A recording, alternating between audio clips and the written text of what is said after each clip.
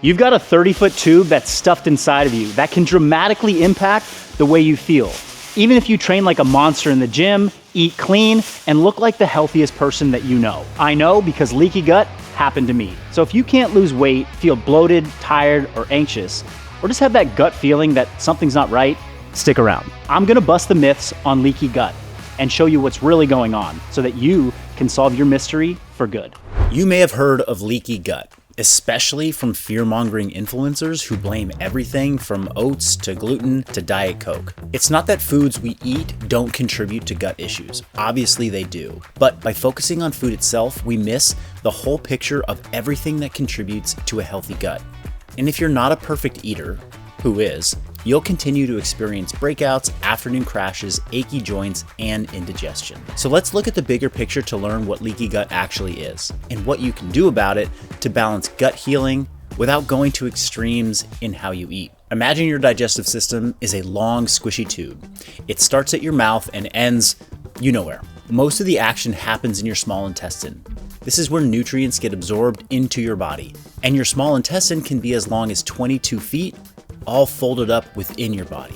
But here's where it gets crazy. The wall of your small intestine is just one cell thick. That's like a piece of single-ply toilet paper being the only barrier between this Rice Krispie treat and your bloodstream. And those cells are held together by little locks called tight junctions. They keep everything sealed up like a zipper on a tent. When the gut is healthy, it works perfectly. Nutrients go in, bad stuff stays out. But when the gut gets damaged, those locks break. Holes open up, and now stuff that was supposed to stay inside your gut, like undigested food, toxins, and bacteria, they slip into your bloodstream. Your body sees it and goes, whoa, this shouldn't be here, and it freaks out.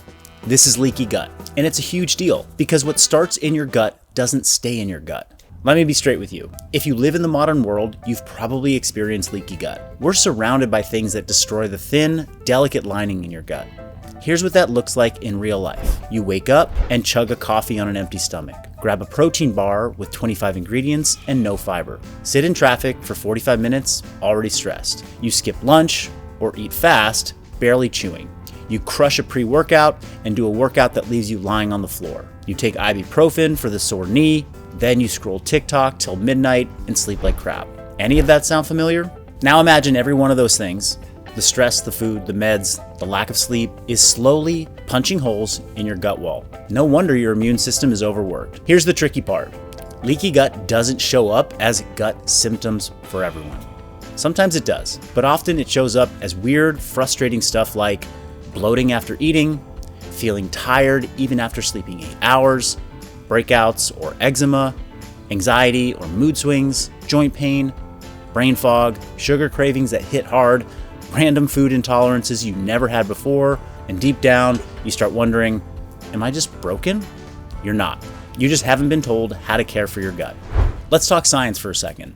Leaky gut is also known in the scientific world as increased intestinal permeability. Sounds fancy, but it's just what we talked about already. Studies have linked leaky gut to a bunch of conditions. Autoimmune diseases like Hashimoto's and Crohn's, IBS or irritable bowel syndrome, chronic fatigue, skin issues like acne and rosacea, depression and anxiety, even heart and brain inflammation. There's growing evidence that the gut and the brain are connected by something called the gut-brain axis. So when your gut's inflamed, your brain feels it. Mood swings, low motivation, feeling scattered. All this might not be your fault. It might be your gut. Here's how I found out the hard way. Back when I was training hard in CrossFit, I thought I was doing everything right. Clean food, hard workouts, recovery shakes, supplements, but I was wrecked. I had gut issues all the time. I'd eat clean and still feel bloated. I had skin breakouts, my energy dipped midday, and every time I traveled or missed a meal, my body crashed. Turns out, I had been running my gut into the ground. Consistent lactic acid from intense training, which damages the gut lining, pounding caffeine and pre-workout shots, not managing stress well, taking anti-inflammatories for soreness without thinking twice. I didn't know it at the time, but I had every sign of leaky gut.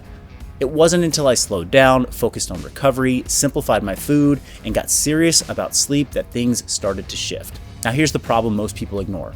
We're trained to treat symptoms, not root causes. You have skin issues, try this cream. You feel bloated, take this pill. We never stop to ask, why is this happening in the first place? And more often than not, the root of it is gut dysfunction, because your gut is the control center of your immune system, your mood, and your metabolism. If your gut is inflamed, everything's inflamed. So, how do you fix it? This part is actually kind of beautiful because your body wants to heal. You just need to give it a chance. Here are the basics, and the sixth one might surprise you. Sleep more. Aim for 7 to 9 hours in a dark, cool room without your phone. Eat simple, whole foods, the stuff that your grandparents would recognize. Cut down on processed junk. If it has 12 ingredients and you can't pronounce 3 of them, ditch it or save it for a special occasion. Drink less alcohol. Sorry, but booze wrecks your gut lining. Manage stress. Walk, meditate, go outside. Stop overtraining. More isn't always better, especially for your gut. And lastly, support your gut. Bone broths, fermented foods like sauerkraut and kefir, and probiotics can help. And here's the biggest shift you can make. This is about more than food. It's about changing the way you see your body. Your symptoms aren't the enemy. They're a signal. It's your body saying, hey, something's not right in here.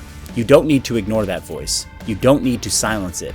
You just need to listen and start taking steps to heal. Here are my final thoughts. I know this stuff can feel overwhelming. You don't have to fix everything overnight, but the biggest impact you can make is switching the question you're asking. From what foods should I avoid to how can I lower the stress on my body overall? Take care of your gut like the engine of everything, because it is. And if you're thinking, I've tried everything and nothing works, you probably haven't tried healing your gut, at least not fully. That's your starting line. I hope you got something valuable out of this video. If you did, make sure to hit subscribe, and we'll see you on the next one.